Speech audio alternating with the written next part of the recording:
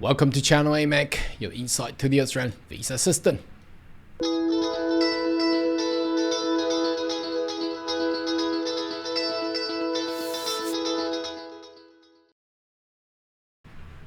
Good day everyone, my name is Carl Young, your online YouTube visa consultant.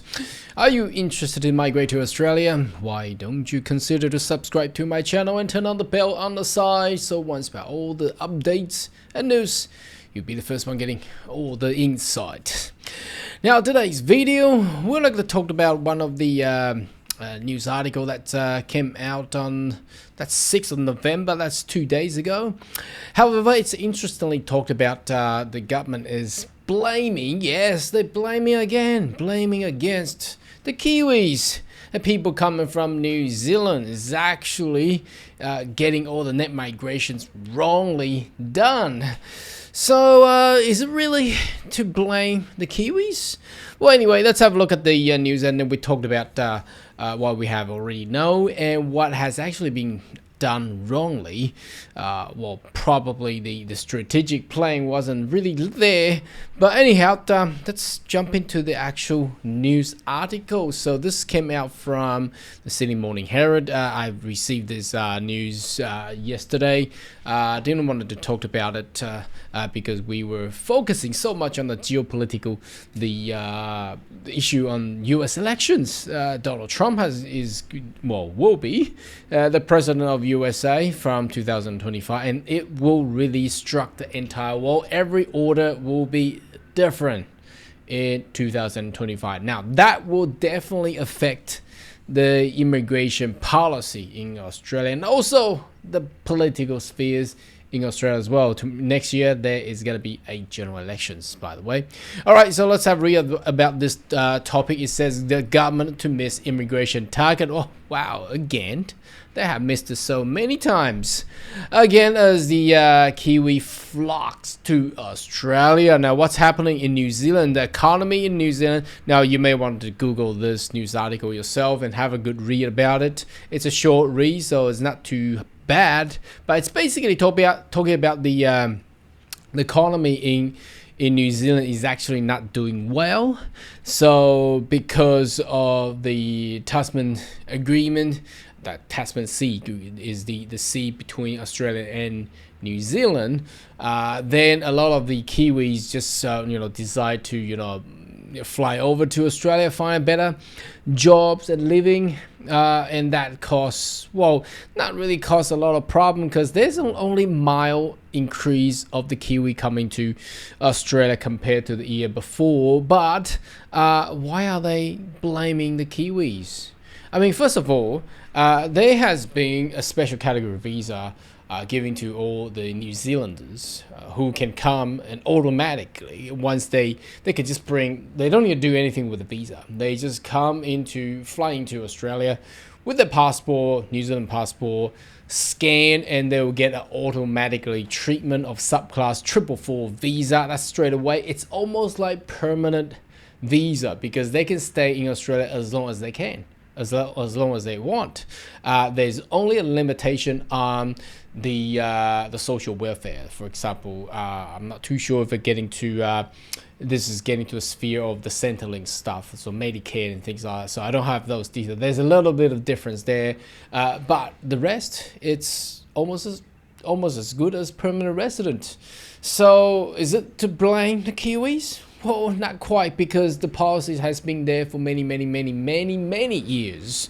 Now, secondly, under the Albanese government, they have provided another pathway, which I think is fair.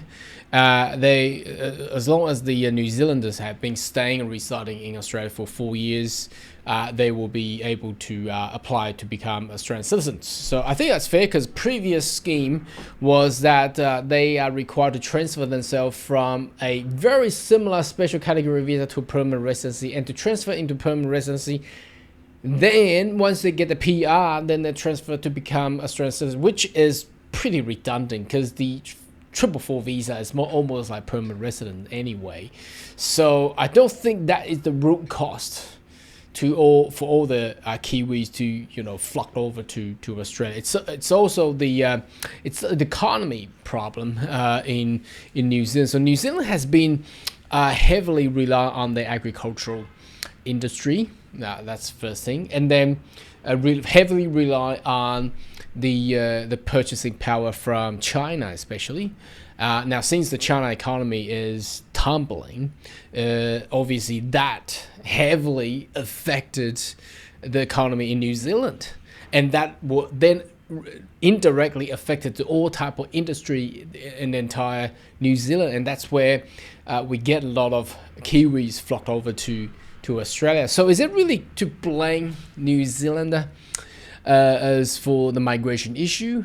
Probably not. And is it really to just blame the Labour government? And to be honest, I'm not here just to say good words for the Labour government, but because the pandemic, there has been a lot of people left and depart Australia. So once the pandemic is over, there's all these people plus the new international students coming back to Australia. So we see that 500,000 rise of migrants coming into Australia. So I don't think it's really the blame to the Labour government on that one. But I think really key here, the problem here, obviously all this issue is gonna be related to the housing problem, right? Because if the housing is fair, it's enough, then we wouldn't have any problem with all this net migration issue, because everybody will be sitting there and have a fair rental, fair living cost and things like that. So I think it's a long-term problem that the Australian government has actually endured for many years, where the housing issue, the build up. Obviously, Australia as a nation, they know they get a lot of visitors, they get a lot of migrants into the country, and the birth rate is actually pretty good compared to a lot of developed nations. Now, if we travel to any other country like Asia, you see all these housing and new built apartments and housings all around.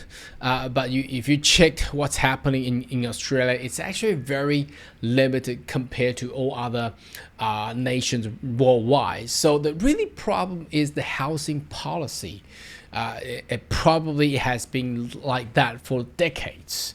And that's really the actual root problem towards the housing crisis, not really the migrants, from what I can see here. And now we got the housing minister, Claire O'Neill, the former Minister for Home Affairs. Not too sure how she's doing. Is she really getting funding to all nationwide to get everything sorted, get houses built, apartment built? Not too sure how she's handling it, but again, we're coming back to this news, blaming Kiwis just for the sake of the immigration targets. I don't think that's the right way to do that, because Kiwis, they're innocent. They got those rights. Even if they don't have the right to transfer to citizenship, they still get a special category visa, and that has been there for decades. So shouldn't Kiwi be blamed on this? I don't think so. I don't think that is a real root cause to the housing issues. Anyway, should you have more question or query, more than welcome to leave comment right down below, and I see you next video. Goodbye.